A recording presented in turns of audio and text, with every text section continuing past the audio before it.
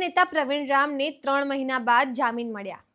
આ સમગ્ર પ્રક્રિયા બાદ પ્રવીણ રામે આજે એક પ્રેસ કોન્ફરન્સને સંબોધન કર્યું હતું, જ્યાં આપ પ્રદેશ અધ્યક્ષ ઈસુદાન ગઢવી પણ ઉપસ્થિત રહ્યા હતા। આવો સાંભળીએ પ્રવીણ રામે શું કહ્યું। નમસ્કાર, હું છું ચંદ્રિકા પુત્રી નિરાલી।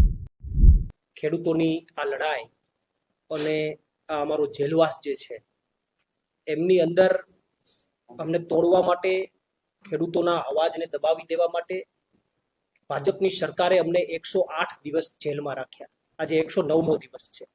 ત્યારે અહીંયાથી હું સ્પષ્ટ સંદેશ ગુજરાતની જનતાને અને ખેડૂતોને આપવા માંગુ છું કે તમારા માટે 108 દિવસ જેલમાં રહીને આવ્યા છે, પરંતુ હવે ગુજરાતમાં અમે જેલની બહાર આવ્યા છે ત્યારે તમારા માટે અમે ગુજરાતમાં 108ની જેમ કામ કરશું। સાથે સાથે બીજેપીની સરકારે ખેડૂતોના અવાજને દબાવી દેવા માટે, ખેડૂતોના આંદોલનને તોડી પાડવા માટે, અમારા જેવા યુવાનોના મનોબળને તોડી પાડવા માટે, અમે તૂટી જઈએ, અમે હારી જઈએ, અમે ઘરે બેસી જઈએ, એટલા માટે અમારા ઉપર ષડયંત્ર કરી અને અમને જેલમાં નાખવામાં આવ્યા। અમારી સાથે કેટલા બધા નિર્દોષ ખેડૂતોને જેલમાં નાખવામાં આવ્યા। પણ આજે જેલની બહાર આવીને પ્રવીણ રામ સ્પષ્ટ સંદેશ આપે છે કે અમે અંદર જેલની અંદરથી તૂટીને નહીં, તૈયાર થઈને બહાર આવ્યા છીએ। અમે જેલમાંથી અંદરથી માય કાંગલા બનીને નહીં, મજબૂત બનીને બહાર આવ્યા છીએ। અમે જેલમાંથી હારીને નહીં, પણ ગુજરાતના ખેડૂતોને કંઈક આપીને બહાર આવ્યા છીએ। અમે અંદર જેલમાંથી કંઈક ગુમાવીને નહીં, પણ ગુજરાતના ખેડૂતોને કડદા મુદ્દે કંઈક પરિણામ આપીને બહાર આવ્યા છીએ। હું અહીંયાથી એને સ્પષ્ટ સંદેશ આપવા માંગુ છું કે અમે જેલમાંથી બહાર આવ્યા છીએ તો માર્કેટમાંથી ગુમ થવા માટે નહીં, પણ ગર્જના કરવા માટે બહાર આવ્યા છીએ। અમે જેલમાંથી શરણાગતિ સ્વીકારીને નહીં, પરંતુ શાયર બનીને બહાર આવ્યા છીએ। અને અમે જેલમાંથી સરેન્ડર થઈને નહીં, પણ ગીરનો ડાલામથો હાવજ બનીને બહાર આવ્યા છીએ। એટલે ભાજપને અહીંયાથી સ્પષ્ટ સંદેશ આપું છું કે ખેડૂતોની લડાઈ અટકવાની નથી। 108 દિવસની ભલે જેલ થઈ હોય, ભલે પીડાઓ સહન કરવી પડી, ભલે યાતનાઓ સહન કરવી પડી, મારા પરિવારથી દૂર રહ્યો, મારા ખેડૂતોથી દૂર રહ્યો, મારા નાનકડા દીકરાનો એક વર્ષનો જન્મદિવસ, એના પહેલા જન્મદિવસમાં પણ હું હાજર નથી રહી શક્યો। મારા જન્મદિવસમાં હું દૂર રહ્યો, પણ મારી લડાઈ અટકવાની નથી। ખેડૂતો માટેની લડાઈ ચાલુ રહેશે। આ શરીરમાં જ્યાં સુધી પ્રાણ છે ત્યાં સુધી મારી લડાઈ ચાલુ રહેશે। બીજેપીમાં જેટલી તાકાત હોય એટલી તાકાત અજમાવી જોઈએ।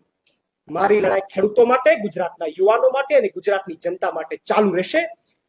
મને દુઃખ છે કેટલા દિવસો માટે મારા ખેડૂત પરિવારના લોકો, મારા ગુજરાતના લોકોથી હું દૂર રહ્યો, એની સમસ્યાઓથી દૂર રહ્યો, એના પ્રશ્નોથી દૂર રહ્યો, એમના સારા નરસા પ્રસંગોમાં હું હાજરી ન આપી શક્યો, એના મત બદલ હું માફી ચાહું છું। સાથે સાથે હું ગુજરાતના તમામ ખેડૂતોનું, આમ આદમી પાર્ટીના તમામ કાર્યકર્તાઓ, તમામ નેતાઓ, માનનીય અરવિંદ કેજરીવાલજીનો, માનનીય ઈસુદાનભાઈ, અમારું તમામ પ્રદેશ નેતૃત્વ, અમારા તમામ ધારાસભ્યો, તમામનો ખૂબ આભાર માનું છું કે એમણે આ સંકટ સમયે એનાથી બનતી પ્રયત્ન કરી અને ખૂબ પ્રયત્નો એમણે બહાર કાઢવા માટેના અને ખેડૂતો સાથે ઉભા રહેવાના કર્યા। એ બદલ હું તમામનો આભાર માનું છું। ખાસ મીડિયા મિત્રોનો પણ આભાર માનું છું। પણ આજે અહીંયા બહાર આવ્યો છું તો જે આંખમાં આંસુ છે એ દુઃખના આંસુ નથી, એ આગામી દિવસોમાં લડાઈ લડવાના સંકેત છે।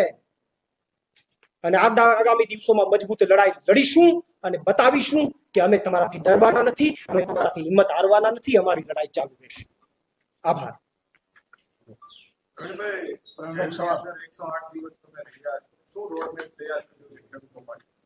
108 દિવસ અમે જેલમાં રહ્યા તો બીજેપીના લોકોને એમ હોય કે આ હિંમત હારી જશે। ના, 108 દિવસની અંદર જેલની અંદર અમે અમારો ખરાબ સમય હતો, એ ખરાબ સમયને અમે સારા સમયમાં પરિવર્તન કરવાનો પ્રયત્ન કર્યો। અમે વાંચન કર્યું, અમે કસરતો કરી, અમે અમારા શરીરને મજબૂત કર્યું, અમે અમારા મનને મજબૂત કર્યું। અને આવનારા દિવસોની અંદર ખેડૂતો માટેના જે કંઈ કાર્યક્રમો યોજવાના છે, પાર્ટી દ્વારા જે કાર્યક્રમો યોજાશે, એની અંદર મજબૂતાઈથી લડાઈ લડવા માટેના એક મજબૂત મક્કમતા સાથે બહાર આવ્યા છીએ। કદાચ જેલ પહેલા એવું હશે કે થોડોક થાક લાગ્યો હશે, પણ હવે જેલમાંથી બહાર નીકળ્યા છે તો સંપૂર્ણ સ્ફૂર્તિ સાથે બહાર નીકળ્યા છીએ, મજબૂત મન કરીને બહાર નીકળ્યા છે, મજબૂત શરીર કરીને બહાર નીકળ્યા છીએ। એટલે ભાજપને એમ લાગતું હોય કે તૂટી ગયા, નહીં, તમે ભૂલ કરી, મને મજબૂત બનાવવાની તમે ભૂલ કરી, તમે મને મજબૂત બનાવવાની ભૂલ કરી। મારા સામે અનેક પીડાઓ આપી, અનેક યાતનાઓ આવી, એ તમામ યાતનાઓને અમે જીરવી ગયા. અમે કઠણ કાળજાના છે, અમે જીરવી ગયા. અને હું તો એ ભાજપ વાળાઓને અહીંયાથી સંદેશ આપવા માંગુ કે જેમણે અમને જેલમાં મોકલવાનો પ્રયત્ન કર્યો, જે ભાજપના અધિકારીઓ, જે ભાજપના નેતાઓએ એમને જેલમાં મોકલવાનો પ્રયત્ન કર્યો, એમને ભગવાન 100 વર્ષ ના કરે. કારણ કે એના પ્રયત્નના કારણે હું મજબૂત થયો, એના પ્રયત્નના કારણે મને વાંચન કરવાનો સમય મળ્યો, મારું નોલેજ વધ્યું, મારું શરીરમાં મને એક રોગ હતો 15-20 વર્ષથી, એ રોગમાંથી મને મુક્તિ મળી. તો હું ભગવાન પાસે પણ પ્રાર્થના કરું કે ભગવાન એને 100 વર્ષ ના કરે, જેથી કરીને અમે અમારી સત્તામાં એને પાછું વ્યાજ હતું પાછું આપી શકીએ. ખાસ કરીને ઘેડ મુદ્દે તમે ખૂબ લડ્યા છો.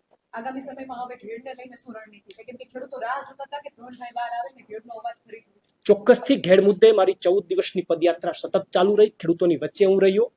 ત્યારબાદ મારી એક ન્યાય યાત્રા શરૂ થઈ અને એ પછી કમનસીબે 108 દિવસની ખેડૂતો માટેની મારી જેલ યાત્રા થઈ.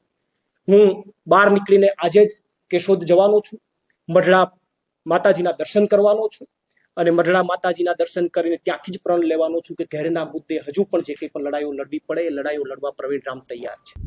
તો તમે પ્રવીણ રામની વાતથી કેટલા સહેમત છો કમેન્ટ કરીને જણાવો. અત્યાર માટે બસ આટલું જ. ધન્યવાદ.